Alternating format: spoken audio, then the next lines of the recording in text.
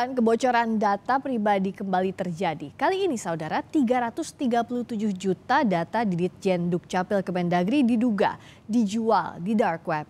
Mengapa kebocoran data pribadi ini masih sering terjadi? Kami akan membahasnya bersama anggota Komisi 1 DPR RI dari fraksi Partai Golkar, Bobi Adityo Rizaldi, serta pakar keamanan siber dari Sisrek, Pratama Persada. Selamat malam Bapak-Bapak. Selamat malam, Mbak Friska. Nah, saya kalau ke Mas Bobi dulu, sebenarnya Komisi 1 DPR ikut membantu atau memantau juga atau tidak terjadinya kebocoran data pribadi ini dan apa catatannya? Jadi begini Mbak Friska, kalau tugas harian itu kan adalah di lembaga negara. Tugas kami di parlemen adalah memastikan bahwa ada payung hukum untuk membuat instrumen pengawasan data pribadi di lembaga negara melalui Undang-Undang PDP. Yang harusnya dalam jangka waktu 2 tahun paling lama setelah undang-undang ini disahkan, ini harus berdiri. Karena kita lihat seperti saat ini terjadi kegagapan. Siapa yang mau melakukan apa aja bingung. Dan paling utama, nggak ada tuh pernah format yang konfirmasi apakah betul itu data itu yang diduga bocor. Sedangkan dari pengaduan masyarakat itu juga belum bisa divalidasi oleh negara. Nah, oleh karenanya kami di parlemen hanya ingin menyampaikan kepada pemerintah untuk segera memastikan instrumen pengawasan melalui Badan Pengawas Data Pribadi itu dilaksanakan. Kalau kita lihat BSSN dalam pembangunan infrastruktur data security di Dukcapil aja saya tidak tahu apa Mas Pratama mungkin bisa nanti disampaikan apakah ikut serta atau tidak, kan tidak tahu kita. Jadi oleh karenanya tupoksi ini dengan payung hukum yang ada saya rasa saat ini sudah cukup, tinggal bagaimana implementasinya dan koordinasi antar lembaga negara ini yang diperkuat. Oke, kalau dikatakan tadi payung hukumnya sudah siap, sebenarnya kalau dari Cisrek bagaimana temuannya soal dugaan kebocoran data Dukcapil ini seperti apa sih? Iya Mbak, kalau menurut saya ini klasik ya, ketika terjadi kebocoran data pribadi, kemudian penyelenggara sistem elektronik yang bertanggung jawab terhadap data pribadi tersebut selalu mengelak, kemudian bilang bahwa itu bukan dari datanya. Sekarang padahal bisa di tracing atau tidak? Pikirkan. Loh iya dong, kita lihat ada apa namanya 337.225.465 data. Siapa yang bisa bikin data sebesar itu? Kemudian ketika dibilang field-fieldnya itu beda gitu.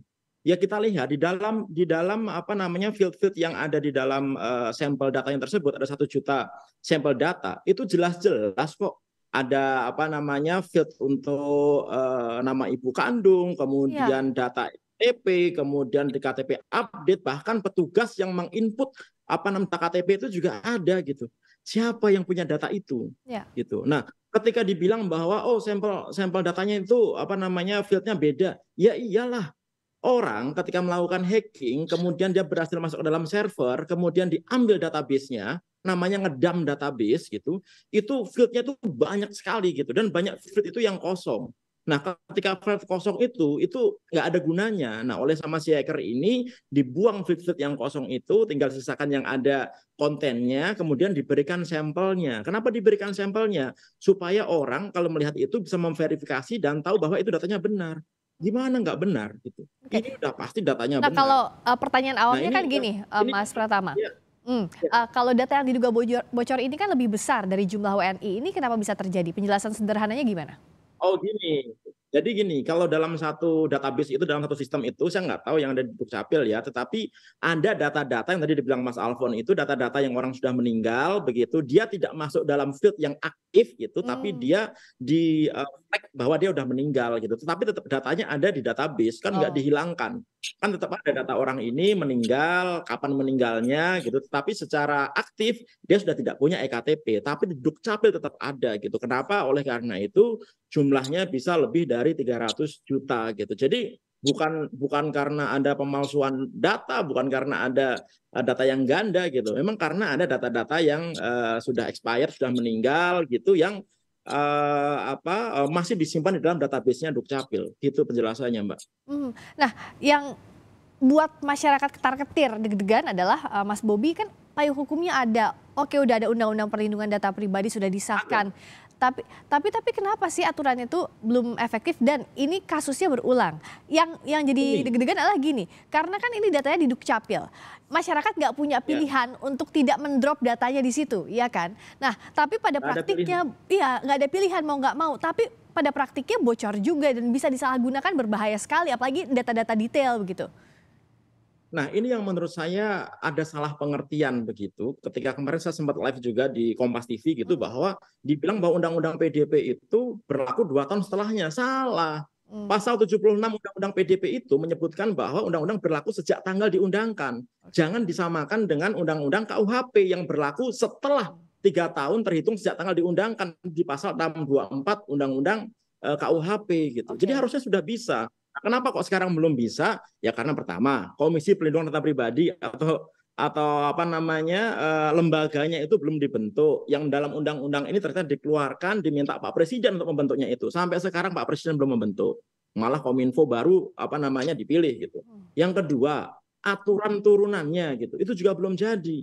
Jadi nggak harus nunggu 2 tahun. 2 tahun itu adalah batas maksimal untuk persiapan penyelenggara sistem elektronik mempersiapkan data apa namanya protection officer-nya mulai apa namanya disiapkan, infrastrukturnya disiapkan gitu. Tapi berlakunya sudah gitu. Nah, ini yang menurut saya salah pengertian gitu. Bahkan pemerintah pun juga salah pengertian gitu bahwa ini sebenarnya sudah bisa berlaku. Cuma memang benar kata Pak Bobi, ini yang memproses siapa? Nggak ada yang memproses karena lembaganya belum ada gitu loh Mbak. Nah, oleh karena itu semoga melihat nih kalau Pak Presiden melihat, harusnya beliau segera berpikir bahwa sudah terlalu banyak kebocoran data pribadi yang di masyarakat gitu yang merugikan masyarakat dan ini butuh tindak lanjut segera gitu. Kalau Mas Bobi lihatnya seperti apa? Ya betul itu yang disampaikan. Jadi kami kan melihat harusnya semua ini kan terkoordinasi melalui Perpres 36 2019 yaitu Perpres 1 Data. Sehingga hal seperti ini pertama dari jumlahnya aja udah nggak sama, nggak cocok. Dan ini kita lihat elemen publik ini lebih canggih daripada negara. Padahal data pribadi itu disimpan oleh lembaga negara. Nah ini pun perlu nanti ada pengaturan lagi apakah ini data pribadi seperti platform-platform swasta biasa atau ini dikategorikan sebagai rahasia negara. Ini kan perlu penegakan hukum. Nah penegakan hukum itu bagaimana? Ya itu tadi yang sudah disampaikan oleh Mas Pratama. Semua payung hukum sudah kita siapkan. Perpres turunan untuk 1 Data sudah. Undang-undang PDP-nya untuk membentuk badan pengawas sudah. Lantas kenapa tidak dibentuk segera sehingga ini berulang terus dan tidak pernah ada yang dihukum atas kebocoran data ini dan tidak pernah ada yang bisa memvalidasi dan pun untuk mengejar siapa pelaku peretasan tersebut. Nah ini tergantung dari pemerintah. Kami ingin memastikan bahwa secara instrumentasi payung hukumnya sudah pun dalam fungsi penganggaran sudah kita siapkan. Tadi itu disampaikan betul bahwa ini bukannya berlaku 2 tahun lagi, tapi maksimal 2 tahun itu sudah ada, tapi dalam masa transisi ini adalah Kominfo yang memegang tupoksinya dalam masa transisi. Sehingga sekarang harusnya tidak ada kegagapan kalau misalkan ini ada beda. Ya sudah, dudukkan saja elemen masyarakat yang mengetahui 1 juta sampel itu adalah benar, didudukan langsung oleh yang diretas. Lantas ada Badan BSSN yang mengawasi apakah ini benar. Nah setelah itu apakah memiliki infrastruktur untuk mengejarnya, mengejar si peretasnya. Nah atau mengidentifikasi siapa pembocornya. Tadi katanya kan ada nama yang entry-nya pun ada. Itu kan bisa dikejar. Tinggal dilihat di Dukcapil itu ini dikerjakan negara atau swasta. Cek swastanya, periksa, investigasi. Sebenarnya protokol-protokol itu sudah disiapkan semua. Tinggal bagaimana penegakan hukumnya. Karena kalau undang-undang PDP ini tidak dilaksanakan peraturan turunannya, ini semuanya bersifat himbauan, tidak akan ada yang kena sanksi. Ya, masalahnya kalau imbauan bentuknya sudah ada payung hukumnya, padahal infrastrukturnya kita sudah siap atau belum kalau Cisrek melihatnya. Dan karena ini kan sudah tersebar ke black market gitu, apa yang bisa dilakukan, apa yang bisa dicegah begitu oleh masyarakat karena sudah ada di dark web. Berbicara masalah infrastruktur dulu ya, menurut saya memang agak memprihatinkan infrastruktur server Dukcapil itu. Mungkin Pak nanti bisa dibicarakan dengan Prof Zidan bahwa memang udah tua itu gitu, sudah butuh di-upgrade. Nah, cuma sampai sekarang kok nggak di-upgrade, katanya nggak ada anggarannya gitu. Nah, ini yang menyebabkan salah satunya kenapa kok sistem itu menjadi rentan. Hardware-nya rentan, software-nya rentan, nggak bisa di-update, firmware-nya nggak bisa di-update gitu, karena udah terlalu tua gitu. Nah, ini mungkin menjadi perhatian. Ini nggak main-main loh, ini datanya seluruh orang Indonesia loh. Kemudian yang kedua, ketika data itu sudah bocor, nggak ada yang bisa kita lakukan. Apalagi ketika di dalam data ini ada nama ibu kandung, Mbak. Ada nama ibu kandung. Kan kita selalu tuh kalau ada transaksi perbankan, kartu kredit dan lain-lain dimintain nama ibu kandung kan, gitu. Nah, itu ada nama ibu kandung, Pak kandung gitu. Dan kalau ini disatukan dengan data-data yang bocor yang lainnya, udah lengkap ini. Penjahat ini gampang banget melakukan penipuan, melakukan tindak-tindakan fraud perbankan dan lain-lain gitu. Yang rugi siapa? Masyarakat gitu. Oleh karena itu sudah saatnya lah masyarakat dilindungi. Dan masyarakat nggak bisa melakukan apa-apa dalam hal ini, Mbak. Kalau misalkan data itu kita pegang sendiri gitu ya, mungkin kita bisa lah bikin password yang kuat, tidak akses wifi sembarangan, jangan klik link sembarangan gitu. Tapi ini enggak, ini data yang kita percayakan kepada institusi penyelenggara sistem elektronik gitu, yang kita percaya mereka bisa mengaman data kita, ternyata enggak gitu. Dan ketika itu terjadi, tadi kita dengar sendiri kan, ternyata bilang bahwa itu bukan datanya dia, terus datanya siapa? Siapa yang punya data ini gitu. Ini menurut saya kurang gentleman ya gitu. Dan mungkin perlu juga diingatkan bahwa ketika terjadi insiden kebocoran data pribadi sampai sekarang, ketika dilakukan proses investigasi, dilakukan audit forensik, itu nggak pernah tuh datanya disampaikan kepada masyarakat. Padahal yang rugi siapa? Yang bocor siapa? Masyarakat. Data yang bocor harusnya secara gentleman disampaikan kepada masyarakat. Oh iya, kita mengalami kebocoran, langkah mitigasinya seperti apa dan lain-lain. Sekarang nggak ada. Jadi seolah-olah masyarakat nggak dianggap gitu. Dan itu harusnya nggak boleh dalam negara berdaulat. Oke, singkat saja Mas Bobi, kalau DPR akan mendorong untuk ini, mengawasi kasus data bocor ini sampai tuntas, bagaimana agar masyarakat tahu bagaimana follow up-nya? Dalam rapat nanti setelah tanggal 16 Agustus kan akan ada rapat untuk pengesahan APBN 2024 dengan Kominfo juga, pun dengan menteri yang baru.